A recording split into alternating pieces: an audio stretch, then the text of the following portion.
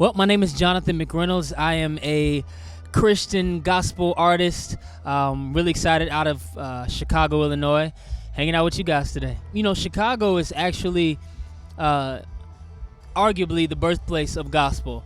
Also, Chicago blues and a lot of other forms of music. So, of course, there's a rich history there. There's a lot of great pedigree when it comes to all styles of particularly black music. Mahalia, Sam Cooke, R. Kelly, everybody, Kanye.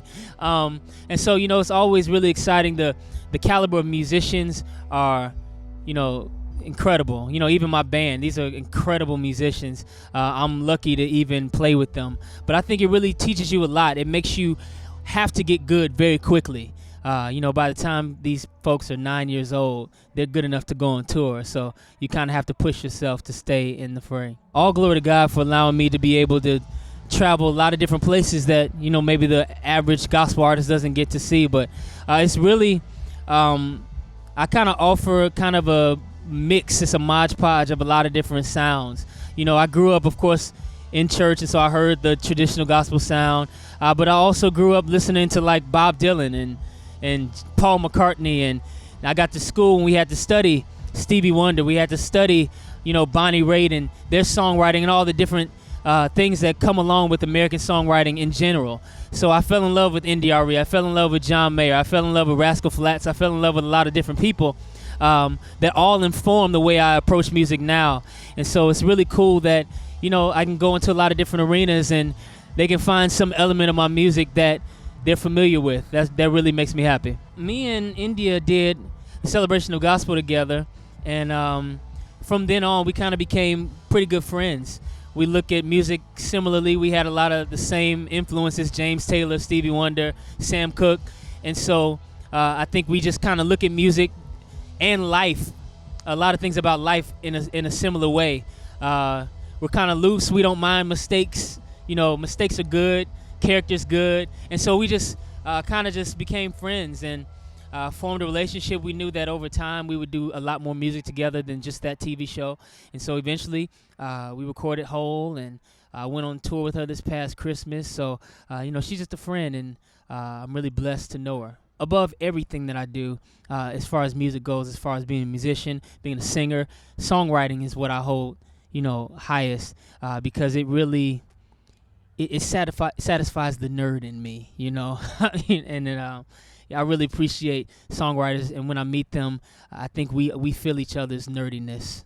It's just a hidden nerdiness that all songwriters have, to be able to take the colorfulness and turn it into just the building blocks of a song. I have a song, you know, everybody has, we love all of the songs that we wrote, but this one in particular, I'm kind of proud of it because it's kind of a big metaphor. It's called Limp.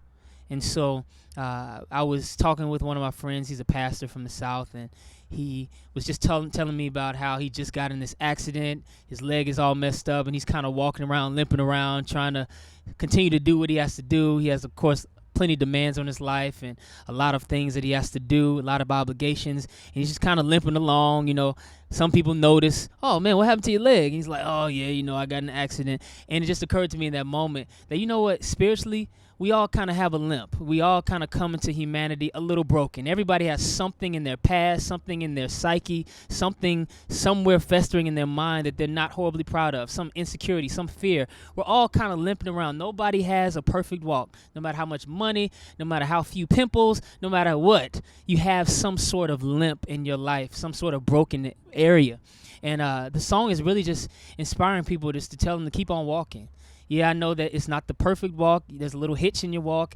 One leg is shorter than the other. That's fine. Keep walking, because I truly believe that God gets the glory when we continue to walk in spite of our shortcomings. I mean, there's a lot of people that I know that I draw from while I'm listening, while I'm writing, and I hear, okay, that was a Rascal Flatts moment. That was a John Mayer moment. I think John Mayer in particular is somebody that I really love the way they write.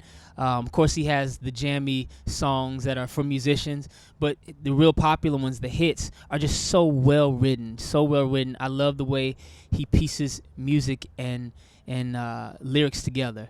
So I mean, even the song that I was talking about earlier, Limp, the cadence of it is, so I'll just keep on walking with my limp, limp, limp, limp on. And if you hear the guitar, it kind of feels like the guitarist is limping along. It's ba-dum, da-dum, da-dum, da. And so I really appreciate when people can do that.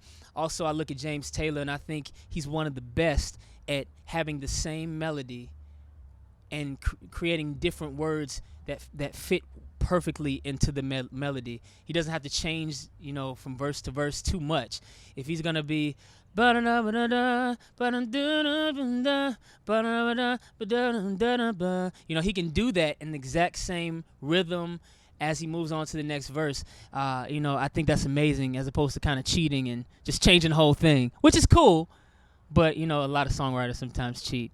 Yeah, so I mean, I could go for days. Stevie Wonder and his mini chord changes and all that. So yeah, doing a lot of touring this year.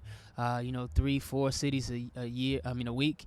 Have a lot more band dates, full band dates. I was doing a lot of acoustic stuff by myself for a while, and it's more fun. I think just kind of stretching for more creativity.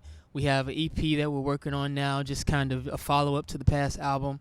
It's really kind of some more creative takes on what we had already done.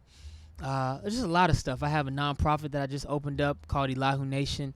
It's really about spreading a biblical or godly brand of wisdom to young people, all over the country. We're giving out scholarships this year for people that are going to school for music and or preaching or something like that for use in the church. So I mean, it's just a lot of stuff. There's a lot. Of course, I still teach a class at Columbia College in Chicago. It's a band, and it's just I've had a really blessed life to be 26 and to already have taught college for 3 years. It's amazing. So I'm just trying to use all the gifts that I have as best as I possibly can, kind of fill up my box so that when I retire, I can really kind of relax and say, I think I did enough. So I'm working right now while it's day.